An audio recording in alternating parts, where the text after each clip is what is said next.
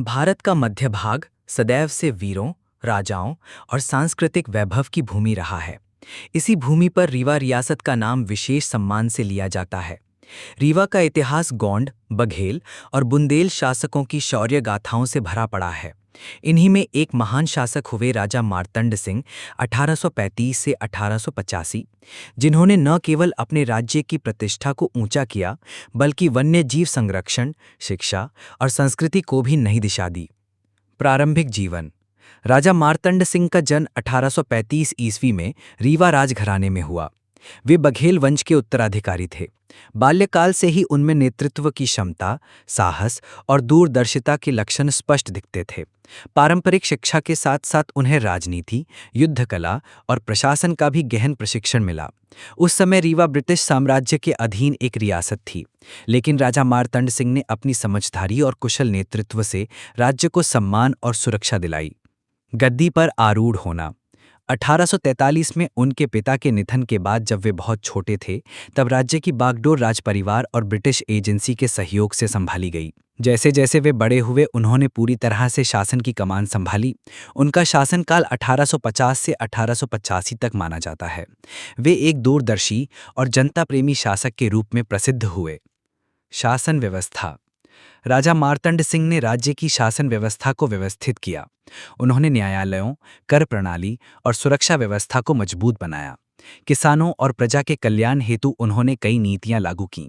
सिंचाई, कृषि और व्यापार पर विशेष ध्यान दिया गया, ताकि रीवा की आर्थिक स्थिति सुदृढ़ हो। शिक्षा और संस्कृति का उत्थान।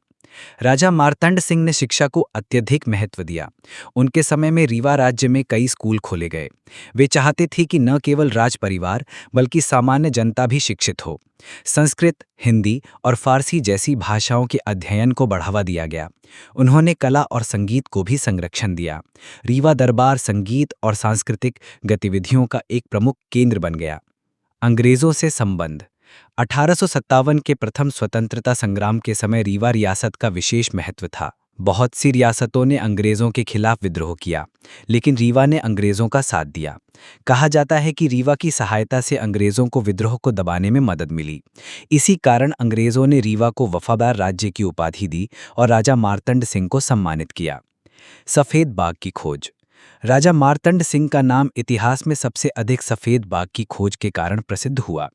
27 मई 1951 को रीवा के जंगलों में उनके उत्तराधिकारी महाराजा मार्तंड सिंह जूदेव ने सफेद बाघ मोहन को खोजा, लेकिन इसकी नींव उसी परंपरा से जुड़ी है जो राजा मार्तंड सिंह 1835 से 1885 के समय से चली आ रही थी।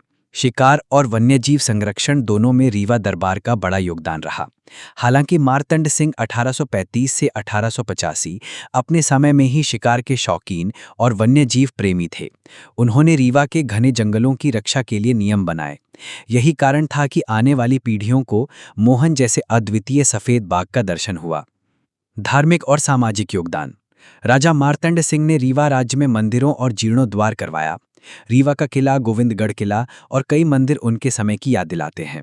वे धार्मिक रूप से आस्थावान थे, लेकिन साथ ही सभी धर्मों और जातियों का सम्मान करते थे। गरीबों और वंचितों के लिए उन्होंने भूमि दान और अन्नदान की व्यवस्था की। अकाल और प्राकृतिक आपदाओं के समय वे स्वयं आगे बढ़कर जनता की मदद करते थे।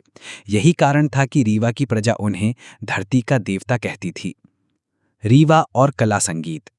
रीवा दरबार भारतीय शास्त्रीय संगीत का भी गढ़ रहा। ध्रुपद गायकी की परंपरा यहाँ फली फूली। कहा जाता है कि कई विख्यात गायक और कलाकार राजा मार्तंड सिंह के दरबार में आश्रय पाते थे। बाद के वर्षों में यही परंपरा इतनी मजबूत हुई कि प्रसिद्ध गायक तानसेन की ध्रुपद शैली भी रीवा से जुड़ गई। जनता से संबंध। राजा मार्तंड सिंह का सबसे बड़ा गुण था उनकी जनता से सीधा जुड़ाव। वे आम लोगों की समस्याओं को सुनते थे और समाधान करते थे। उनकी सभा में किसान, व्यापारी और सैनिक सभी खुलकर अपनी बात कह सकते थे। वे अपनी प्रजा को परिवार की तरह मानते थे और प्रजा भी उन्हें अपना संरक्षक और पिता समान समझती थी। यही कारण था कि उनका शासनकाल रीवा की स्वर्णिम अवधि माना जाता है। मृत्यु और विरासत। 1885 ईस्वी में राजा मार्तंड सिंह का निधन हुआ। उनके बाद उनके उत्तराधिकारी गद्दी पर बैठे और रीवा राज्य की परंपरा को आगे बढ़ाया। हालांकि रीवा की पहचान में राजा मार्तंड सिंह का योगदान अविस्मरणीय है। उन्होंने रीवा को एक संगठित, समृद्ध और सांस्कृतिक रूप से समृद्ध राज्य बनाया। आज भी रीवा के किलों, मंदिरों और परंपराओं में उनकी छाप साफ दिखाई देती है। निष्कर्ष: राजा मार्तंड सिंह केवल एक शासक नहीं थे, बल्कि वे एक दूरदर्शी, जनता प्रिय और सांस्कृतिक संघर्षक भी थे। उन्होंने रीवा राज्य को आर्थिक, सामाजिक और सांस्कृतिक रूप से नई ऊंचाइयां दी। उनके शासनकाल में शिक्षा, कला और धर्म का विकास हुआ और रीवा की पहचान पूरे भारत में फैली। उनका जीवन हमें ये सिखाता है कि सच्चा शासक वही है जो अपनी प्रजा के सुख दुख में सहभागी बने और आने वाली पीढ़ियों के लिए ऐसी विरासत छोड़े जिस पर सदियां गर्व करें।